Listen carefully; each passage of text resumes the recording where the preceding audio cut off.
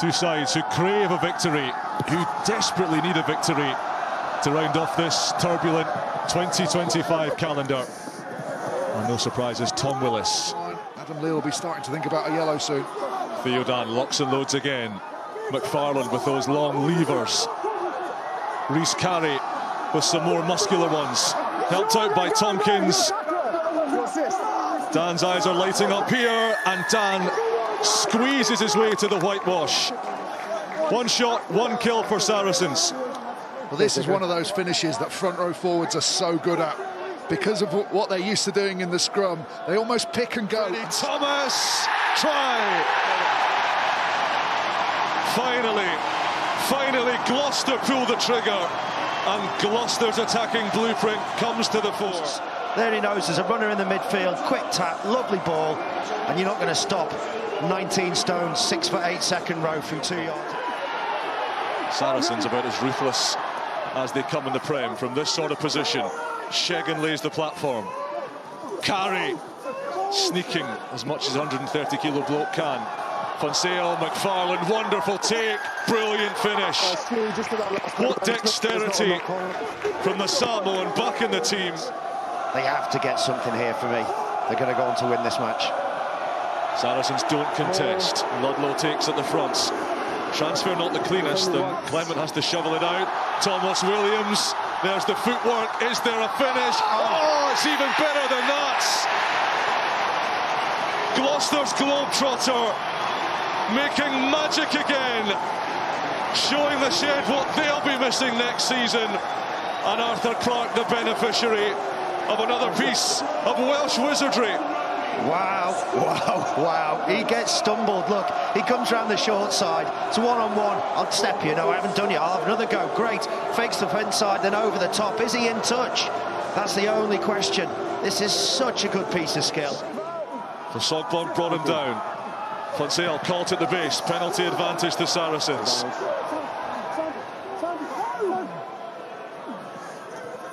Here's Sinti. Yeah, advantage for offside against 12.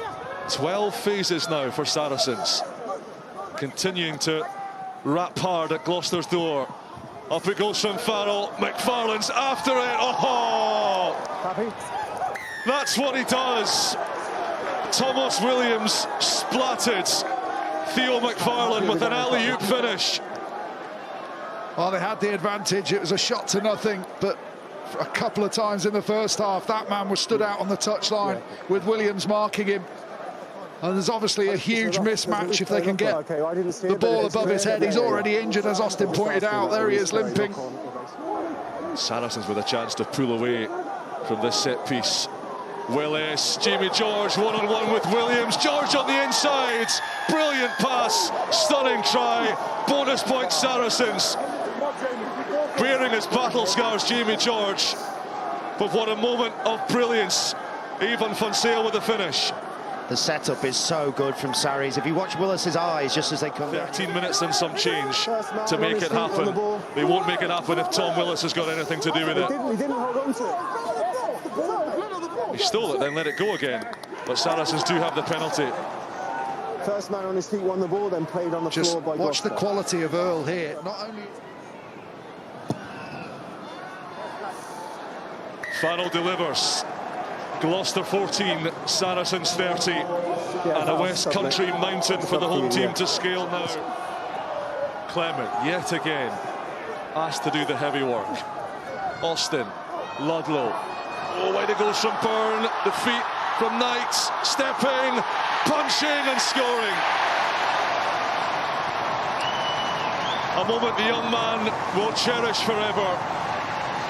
And a note of West Country defiance right at the end, even though it comes with no tangible reward. Yeah, it took them 14 phases, and it's the best rugby we've seen from them all afternoon. Nice pass. Then shaped his line perfectly. You can see why he's playing for England under 20s at just 18 years of age. Osborne pops over the kick, and that's all she wrote.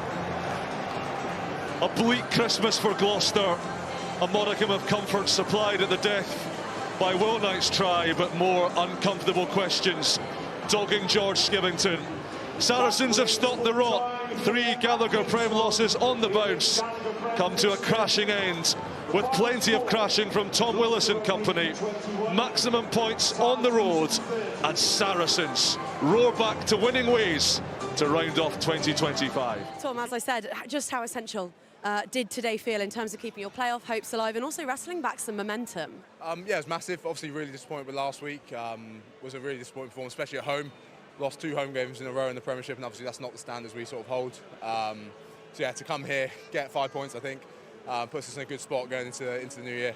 Mark McCall spoke after that defeat to Exeter Chiefs about a lack of intensity. You're stood here with 19 carries under your belt in a short evening's work. Do you pride yourself on bringing that to the team, to setting the bar when it comes to physicality? I guess so. I just try and get stuck in as much as I can, I guess. I'm not the most athletic, so I sort of just try and get through as much work as I can. And I think the whole team did that today, brought the physicality and the energy we were lacking last week.